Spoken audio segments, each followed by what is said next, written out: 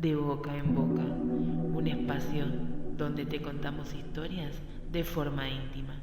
Te doy la bienvenida a nuestro podcast Boca en Boca, un espacio lleno de letras, historias, personajes y mucha magia. En el programa de hoy me acompaña Clara Chevial hablando sobre su inicio en la literatura, cómo es su proceso de escritura y qué la inspira. Además, tendremos nuevos consejos en el espacio literario a cargo de Nora Wilson, quien te brinda tips fáciles para darle voz a tus personajes.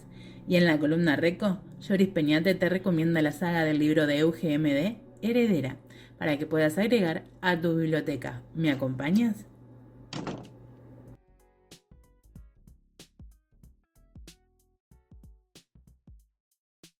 Bienvenida Clara Vial al podcast Boca en Boca. Es un placer coincidir en el día de hoy para poder conocerte más a fondo y obviamente conocer tu obra, tanto yo como los oyentes del programa. Para comenzar, ¿qué te parece si les cuentas qué género escribes y en dónde pueden encontrar tus obras? Bueno, muchas gracias por tenerme aquí. Estoy muy contenta.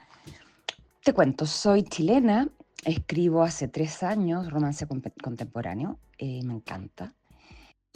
Soy autopublicada como muchos y mis trabajos lo pueden encontrar todo en Amazon o en mi página web, que es clarachevial.com. Llevo ya publicados 7 libros, de los cuales 4 son de una serie de romance deportivo que se llama Team Players. Y actualmente me encuentro escribiendo una serie de romance, aventura y suspenso, en el cual ya estoy escribiendo el 4.º libro, cosa que es, wow, impresionante. Y hablando de la serie GBC Security, de la segunda que mencionabas, quiero hablar del comienzo de la misma, tu primer libro, Simple y Hostil. ¿Qué te inspiró a desarrollar algo tan diferente a tu primera serie, que era más sport romance, si no entendí mal? Mira, GBS salió por casualidad en realidad, porque cuando escribí Team Players, que es la serie de romance deportivo que te mencioné al principio, apareció en el segundo libro, producto de la trama, que no era de acción, pero tenía un poquito de suspenso.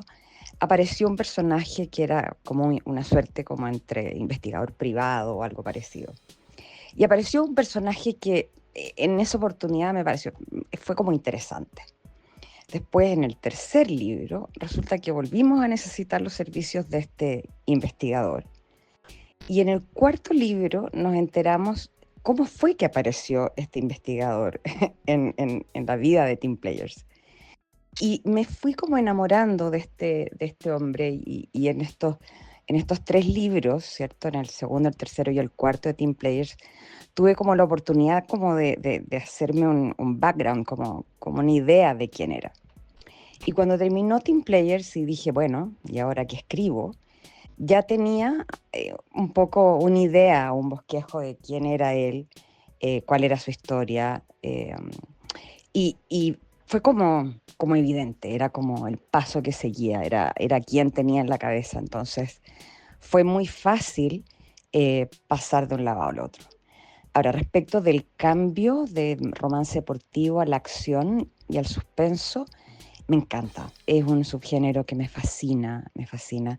Soy loca de las películas de acción, aunque no parezca. Me encantan las series con armas y con disparos y con persecuciones, me encantan.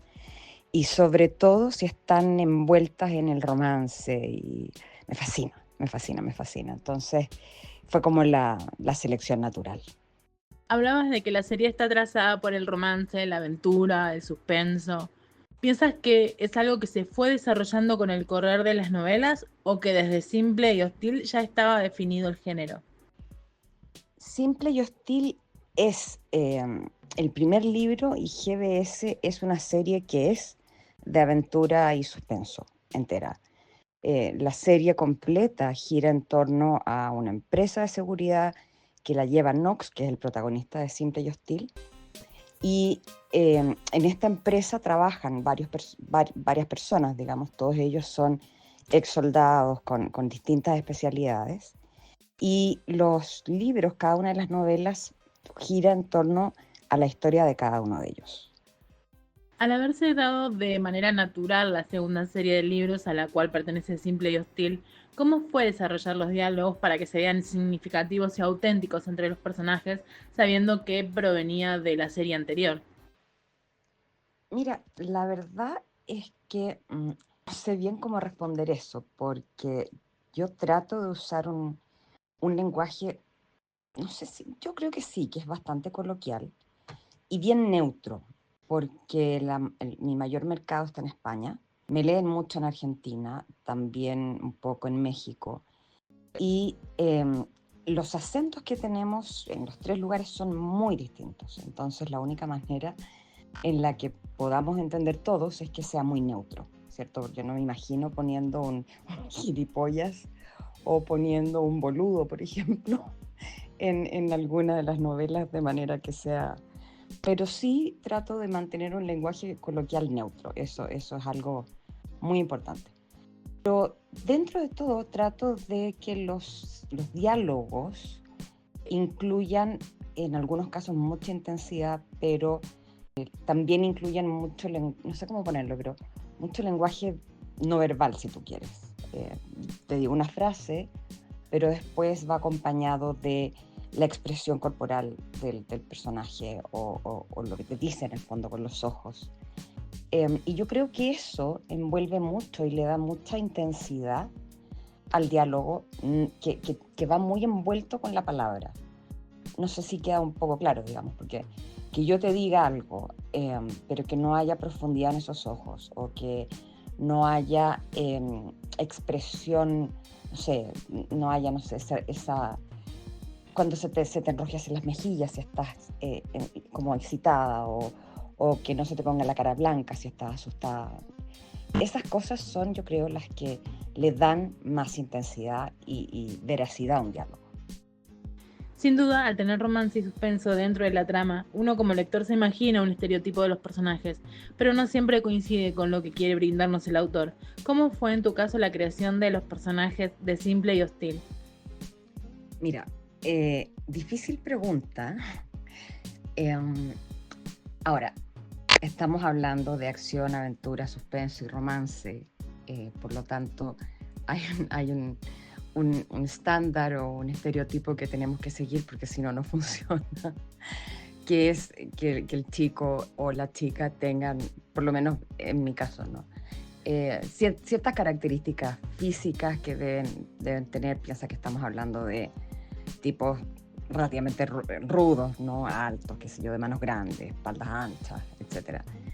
Que de alguna manera, independiente del estereotipo, a mí, estoy hablando como lectora, ¿no? como mujer, a mí me pasa, esto es una anécdota que no tiene nada que ver, yo soy muy baja, soy muy baja. Y irónicamente me gustan los hombres grandes, me gusta esta cosa como de sentirme envuelta y protegida. Y por alguna razón la mayoría de los personajes, si no es que no todos, en mis libros son todos personajes muy altos, de 1,85 m para arriba. Yo mido unos 50, si te sirve de anécdota. Y ese estereotipo tal vez, que es porque a mí me gusta, el tema de sentirme protegida tiene mucho que ver con que el hombre sea grande. No necesariamente con que sea rudo, pero sí con que sea grande. Ahora, las características por el hecho de que sean soldados y todo, tienen que cumplir con el estereotipo. Y las chicas son diversas. Y cuando digo diversas, no sé, hay una que es abogado, hay otra que es viuda, una que es agente del FBI, etc. Pero son todas mujeres con mucho carácter. A mí no me gustan las chicas que están en problemas, me gustan las mujeres que son capaces de tomar decisiones por sí mismas y también de plantarles la cara cuando es necesario.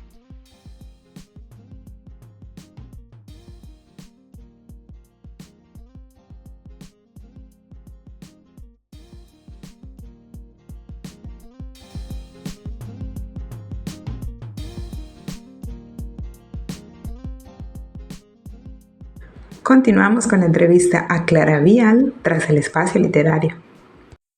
Hola, hola, hola. Bienvenidos a este espacio de mate y literatura y que nunca les falte ninguno de los dos. Hoy vamos a hablar, como les prometí la vez pasada, de tips fáciles para darle voz a tus personajes. Algunos pensados muy específicamente por esto que les había contado de que no tengas que estar aclarando constantemente quién dice cada cosa que es muy, muy, muy molesta de leer. Y esto puede verse de un modo muy divertido en las fantasías épicas. Por ejemplo, en El Señor de los Anillos. Dije El Señor de los Anillos, chicos. Me extrajeron una muela y se me lengua la traba todavía. Bien, ahí está buenísimo porque podemos ver de qué manera el habla representa personas y personalidades extremadamente diferentes. Por ejemplo, Aragorn al principio es muchísimo más hosco y es muchísimo más seco. Lo leí hace un montón, así que disculpen si me equivoco en algo. Pero una vez que va encontrándose con los personajes de su pasado y va encontrando su lugar en la historia, que es el de este líder, empieza a ser un poco más natural a la hora de hablar. Hay una gran diferencia que resulta cómica en la oposición entre Legolas, que tiene un habla muchísimo más poética, muchísimo más elevada, y Gimli, que es mucho más tosco en su manera de hablar. Y es muy divertido justamente cuando dialogan entre ellos. En Frodo podemos ver que es muchísimo más inseguro, y justamente por la personalidad que tiene Samwell, cuando aparece alguien que está cuidando a Frodo, ya sabemos perfectamente quién habla. Entonces esto tiene que ver con el contenido de lo que dice. Mientras tanto, Merry y Pippin son dos personajes que se confunden constantemente y durante un libro y medio podrías intercambiarlos sin que haya ningún problema. Mientras que Gandalf habla muchas veces en acertijos. Vamos a otro ejemplo. ¿Recuerdan la película de los Goonies? El protagonista, Mikey, es muy grandilocuente al hablar. Y eso es porque es un chico que es muy imaginativo y es muy soñador. Y eso es justamente lo que lo constituye en el líder, que es el que toma acción en una situación que ya todos consideraban un callejón sin salida. Bocazas, por ejemplo, es algo agresivo y sobrador y se comunica mucho con los gritos. Incluso cuando la familia lo reencuentra, él sigue gritando. Posiblemente eso significa que es un chico que no es demasiado oído. Y Data tiene problemas con el idioma, porque su padre incluso tampoco lo habla. Entonces vos te das cuenta de que él se va a manejar principalmente con las acciones. Él es un personaje que habla con acciones mucho más que con palabras.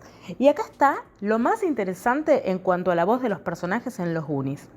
El Chuck del principio, el normal, es verborrágico. Sobre todo es verborrágico cuando es rechazado o cuando se siente amenazado o cuando es objeto de burlas. Tiene una verborragia absolutamente nerviosa. Pero cuando encuentra un verdadero amigo, Sloth, el gigante de la familia de los Fratelli, porque a no confundirse, ese es el verdadero amigo de Chuck durante la película, no los Goonies, de pronto Chuck empieza a ser increíblemente asertivo y descubre un valor en sí mismo, en su capacidad de cuidar a su amigo, y cambia su manera de hablar. Pero yo sé, les dije que les iba a dar tips y esto no es un tip exactamente. Ok. Bien, tips fáciles. Tip fácil número 1. Que un personaje sea el único en llamar a otro de X manera. Por ejemplo, en Los Frutos Malditos, que es mi primera novela, un personaje le dice a otro Rebé. El personaje se llama Hervé. Solo este le dice Rebé. Entonces, cuando vos lees Rebé, ya sabes quién está hablando. No hace falta aclararlo. En La Rebelión de los Lobos, un personaje le dice a otro mascota. Entonces, ocurre exactamente lo mismo. Tip 2. El idioma.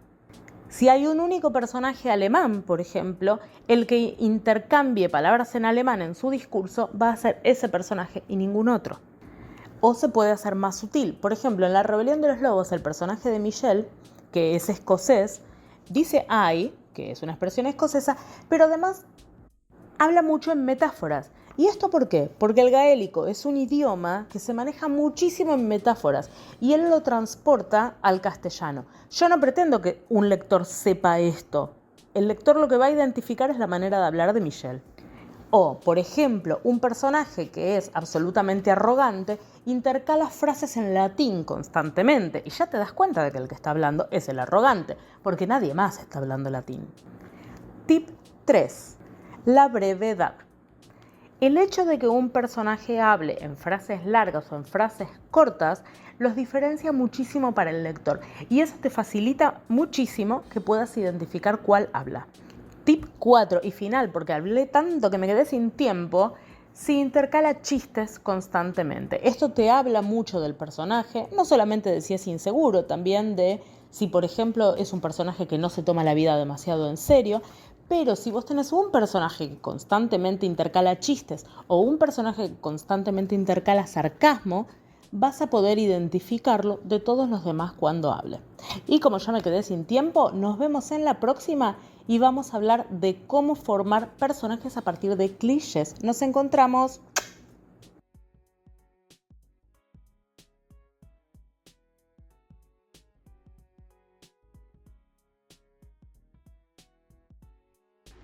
Dejando de lado por un momento la novela simple y hostil de la serie GBS Security, quiero adentrarme en tu proceso creativo y por eso quiero preguntarte si en estos años desde que has comenzado a escribir has experimentado algún grado de duda o inseguridad en tus escritos o en tu valor como escritora.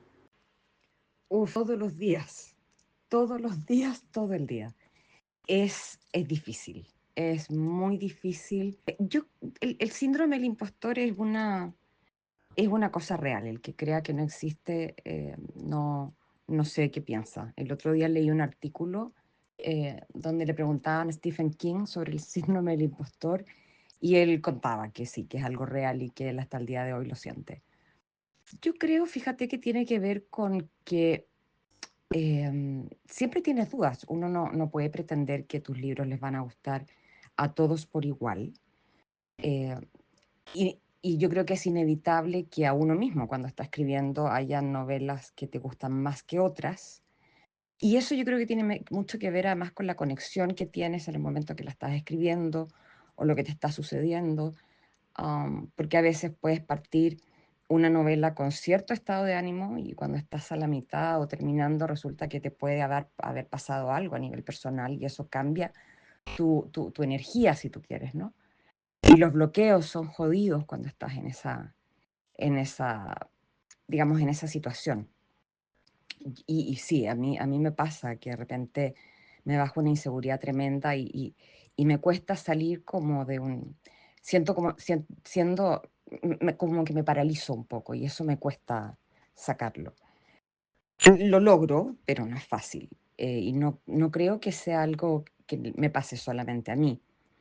De hecho, he llegado a la conclusión de que cuando escribo y termino un libro, cuando llego al final, vuelvo a leerlo, a releerlo, ¿no? Y cierro cuando estoy conforme. Estoy feliz cuando veo que alguien me dice, sí, me gustó.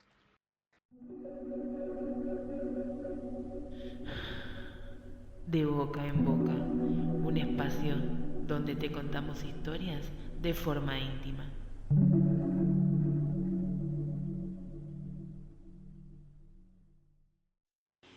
Y ya que estamos en el tema de lo que hace sentir el proceso de escritura, ¿alguna vez experimentaste un desafío que creíste no podrías superar, aunque con el tiempo lo lograste? Sí, yo creo que sí, pero es porque soy porfiada, porque soy mm, obstinada. Entonces trato como, si me pongo algo en mente, no termino, o sea, no me detengo hasta que termino. Eso no significa que todo salga bien siempre, no, eso no es verdad. Pero nunca, yo creo que, y esto lo digo a nivel de vida, yo creo que nunca he dejado algo sin terminar, nunca he dejado algo pendiente. No siempre con buenos resultados, pero nunca he dejado algo pendiente. Pero desde el punto de vista de carrera creativa, digamos, como escritora, em, la última novela particularmente, Amable y Sutil, que fue la última que salió, me costó muchísimo escribirla, mucho. Y créeme que en más de una ocasión estuve a punto de agarrar todo y tirarlo a la basura. Me costó mucho, mucho, mucho, mucho. No sé por qué, estuve borradísima y estuve semanas frente al computador mirando la pantalla sin lograr hacer nada. Llegué a odiar el libro en más de alguna ocasión hasta que cerré y terminé. Y cuando terminé dije, ya, esto es lo mejor que puedo hacer. Me costó, de verdad que sí. Pero los resultados fueron buenos y estuve contenta al final, como te decía. Pero sí, es difícil. Pero sí, mira, Me quedo tranquila porque sé que no dejo las cosas no las dejo pendientes, pero eso no significa que no me cueste. Bien lo mencionabas al síndrome del impostor y creo que no solo le pasa a los escritores, sino que a cualquier artista, aunque es una premisa que muy a menudo se puede escuchar entre el vocabulario de los literatos, por lo que posicionar nuestra obra suele ser un desafío, mismo que se da por sentir que el mercado se encuentra saturado. En tu caso, ¿cómo te aseguras que tu obra destaque y capture la atención de nuevos lectores? Mira, yo creo que sí, el mercado está saturado, pero también creo que hay mercado para todos. Como tú dices, sí, el síndrome del impostor existe y creo que estoy de acuerdo contigo, ¿ah? Pero no creo que suceda solamente a nivel artístico. Yo creo que pasa también, no sé, cuando te cambias de trabajo, por ejemplo, y vas a hacer algo que no habías hecho nunca. Siempre existe esa duda, ¿no? Ahora, con respecto al cómo posicionarte y tal, tengo la suerte de tener una red pequeñita, pero tengo una red en España, tengo una promotora. Aquí bueno, en Argentina, con los libros de mamá, y en Uruguay con este Beca Libros, tengo una pequeña red también, que son unas bookstagrammers que me han ayudado mucho, mucho en los lanzamientos, reseñando y todo, y me han acercado un poco al público. Y eso ha hecho que tenga un grupo pequeño, pero tengo mi grupo de gente que me sigue y que me lee. Y poco a poco va como creciendo ese grupo, ¿no? Uno le cuenta al otro y el otro al otro. Y es una cosa que va de boca en boca. Eh, Como todos los escritores pequeños, como yo, por ejemplo, los recursos para publicidad o para cosas más grandes están lejos todavía. Espero poder llegar a eso, pero todavía están lejos. Sin embargo, he tenido la suerte, como te digo, esta pequeña red que me ha ayudado a ir creciendo en el tiempo, porque créeme que cuando lancé el primer libro, lo lancé y después dije, demonios, ¿y ahora qué hago? Y di bote un rato largo, hasta que de a poquito fui conociendo gente que me permitió crecer. Los resultados han sido buenos, no me puedo quejar. Venimos hablando de los desafíos que conlleva ser escritor, de las inseguridades, las dudas que nos surgen como escritores con el síndrome del impostor, con tantas cosas que parecen negativas. ¿Cómo te mantienes motivada e inspirada para seguir siendo una autora autopublicada? Fíjate que eh, eso es lo único que no me cuesta, aunque suene raro. Me encanta lo que hago, me encanta, me encanta, me encanta, me apasiona, y corre en mi cabeza y por mi sangre. Eh, Quise estudiar literatura de muy pequeña.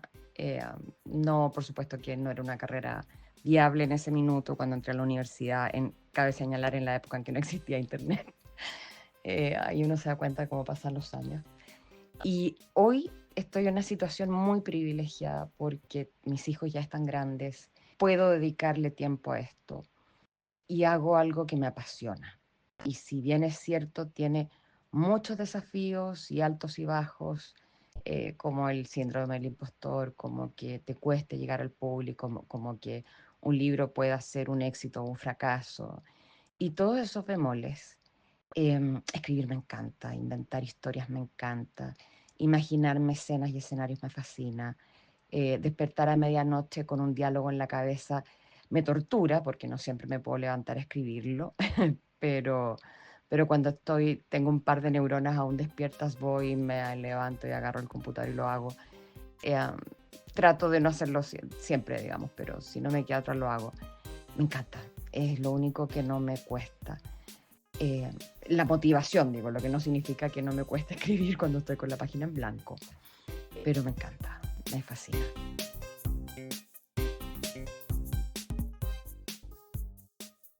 Continuamos con la entrevista a Clara Vial tras la columna Reco. Hola, ¿qué tal? Hoy les haré referencia a una historia de hombres lobo. A mí me fascina ese tema. Escrita por Eugenia Echeverry, una uruguaya que se identifica con el seudónimo Euge MD. Es una saga que se llama Heredera.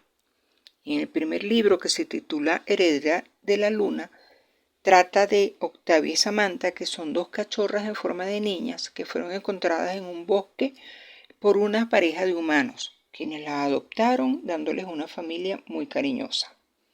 Cuando estas chicas cumplen los 18 años, unas voces comienzan a hablarles en sus mentes. Ellas creen que es su conciencia, pero la realidad es que son sus lobas manifestándose. En un viaje familiar, poco tiempo después, son atacadas por otros hombres lobos. En ese momento se ven obligadas por sus lobas a transformarse para poder salvarse. Sus padres mueren en ese lugar y Orión aparece para llevarlas a su manada. Orión es un alfa. Después de varias idas y vueltas, Octavia y Orión comienzan una relación en secreto. Todo porque ella no quiere que la traten diferente por ser la compañera del alfa. Sin embargo, se revela un secreto que podría terminar con esa relación, ya que se descubre que Octavia y Samantha son las cachorras perdidas de la manada. Entonces Samantha es la hija del antiguo alfa, es hermana de Orión y tiene un hermano gemelo de nombre Samuel. Por su parte, Octavia es hija del antiguo beta y hermana de Lucas. A todo esto se suma la traición de un miembro de la manada que se presenta como desconocido en varios capítulos. Octavia y su loba Darcy tienen que detener al traidor, pero este no es un simple lobo, es el engendro de una magia oscura y corrupción. Luego de una batalla, Octavia y la manada descubren que el traidor es Samuel, que es el hermano del alfa Orión y de Samantha, y por eso lo encierran, pues. Hasta aquí todo está relativamente resuelto, o al menos eso es lo que uno quiere. Yo nunca digo el final de los libros, pero en este caso es un abrebocas para el siguiente, porque este termina con que Samantha está embarazada, Orión se ha distanciado de Octavia, pero ella descubre que él está planeando una propuesta. Entonces hay un epílogo y se muestra que Orión y Octavia tienen 2 hijos, esperan un tercero, pero de repente una voz le dice al alfa que se despierte. Resulta que estaba en realidad, es un prisionero de sus enemigos y estaba soñando con una vida perfecta. Para el segundo libro, que se llama Heredera de la Noche, aquí comienza con Orión capturado por su hermano Samuel y está en la manada enemiga. Octavia cae en depresión, pero pronto se da cuenta que tiene que tomar su rol como luna de su manada y buscar a Orión. Ella tiene pesadillas que la llevan a pensar que él está en la tierra sagrada, un lugar destinado solo para los dioses. Es así que conoce a Lucien, un hombre que también es prisionero, pero él le dice que conoce la tierra sagrada. Entonces los dos se escapan para llegar hasta allá. Orión y Octavia finalmente se encuentran de nuevo, pero ella decide seguir su camino a la tierra sagrada, creyendo que allí está la solución para el problema de la guerra entre manadas. Orión debe regresar a la manada ya que Samuel ha decidido atacarlos otra vez. Octavia llega a la tierra sagrada junto a Lucien. Logran abrir las puertas, pero lo que está detrás de esas puertas no es lo que ellos esperaban. Lucien se da cuenta de su verdadera naturaleza. Entonces resulta que es un vampiro y además es la mano derecha de la verdadera maluca de la historia, que es la diosa Luna. Esta diosa mata a la loba de Octavia y Orión siente el momento justo cuando el vínculo de compañeros se rompe y eso lo destroza. El espíritu de Alice aparece justo cuando Octavia está ya por morir y sacrifica su existencia para salvarla. Cuando están por colgar al padre de Orión y a Lucas por ser parte de la revolución, el alfa reaparece para salvarlos. La guerra apenas está comenzando. En el tercer libro, que se llama Heredera del Sol, Orión y los miembros de su manada están escondidos para evitar a los súbditos de la diosa Luna. Él, como alfa principal, tiene que recorrer las manadas y organizarlas para contraatacar.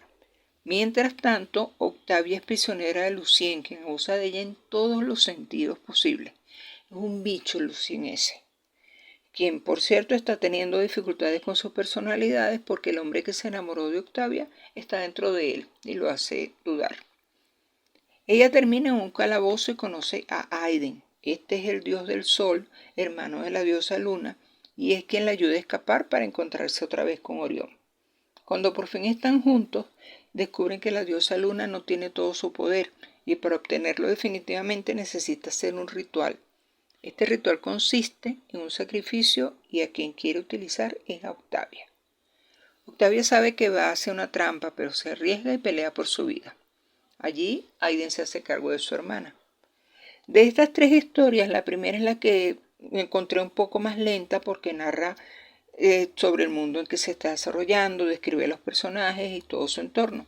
Con el segundo, ya Octavia es la loba fuerte, la verdadera protagonista que está dispuesta a todo por su compañero y su manada. En este último, el tercer libro, Heredera del Sol, la autora lo que hace es conmovernos y nos lleva al límite con los personajes, pero luego nos recompensa con el reencuentro de Alf y su compañera. De verdad que es una muy buena historia de 3 partes, una saga, se llama Herederas, la consiguen en Dreamy y su autora es Euge MD. Hasta pronto.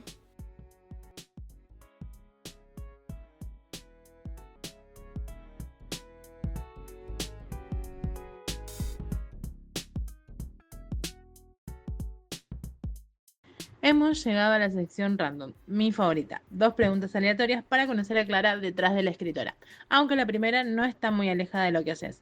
Tomando de guía Simple y Hostil, si tuvieras que elegir uno de los personajes femeninos o no, puede ser un masculino también para cambiar lugar con ese personaje y que él o ella vivieran en el mundo real y tú en su historia, ¿a quién elegirías y por qué?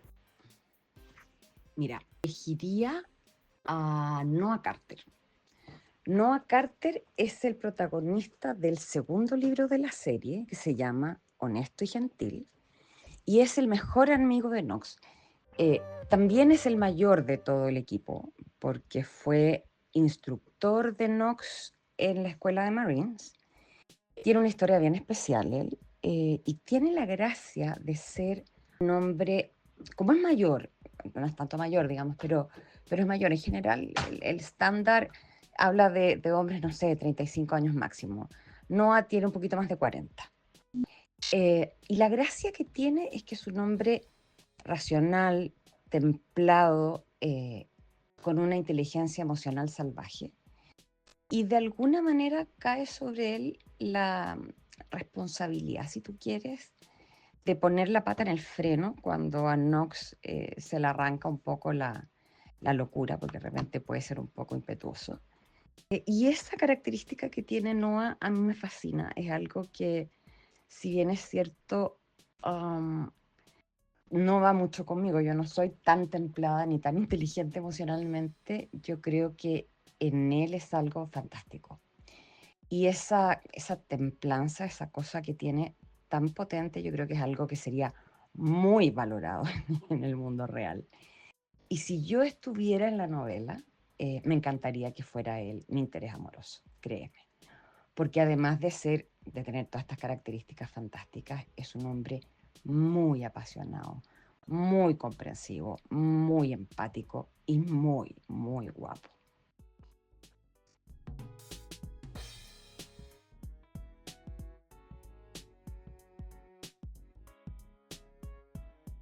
Esta es la última pregunta. Quiero relacionarla a lo que me decías hace 2 preguntas atrás. Lo motivada que te mantienes pese a los altibajos y mencionabas el bloqueo escritor, cuando la hoja está en blanco.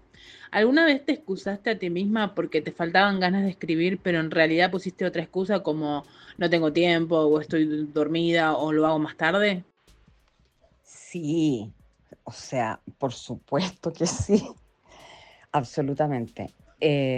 Trato de moderar cuando hago eso, pero sí, me he hecho la tonta muchas veces. Cuando digo ya no, sí, ahora me voy a sentar a escribir y me siento y de repente me doy cuenta de que me he dado vuelta 2 horas y no he escrito ni una palabra. Sí, y empiezo, no es que estoy muy cansada, no es que ayer me acosté tarde, no es que no sé qué. Sí, miles de excusas. Y me odio por eso, me odio profundamente por eso. Pero sí, no tengo excusa para mis excusas y me odio cuando hago eso. Hemos llegado al final de la entrevista. Clara, fue un enorme placer haber compartido este rato contigo, conocer más sobre tus series y tu desarrollo como escritora a través de los años. Espero hayas pasado un hermoso momento y te deseo todo el éxito del mundo de aquí en adelante. Pero antes de despedirnos, te invito a que le recuerdes a los oyentes dónde pueden encontrar tus obras e invitarlos a tus redes si quieres para que te apoyen y lean. Muchas gracias por haberme recibido, por haberme invitado. La verdad es que fue un placer. Me encantó esta conversación. Pues me pueden encontrar mi trabajo en Amazon, Clara H. Vial. Pueden encontrarme en Instagram, clarahvial.autora, y mi página web, clarahvial.com. Feliz de haber compartido esta tarde. Muchas gracias de nuevo y muy contenta. Un abrazo gigante.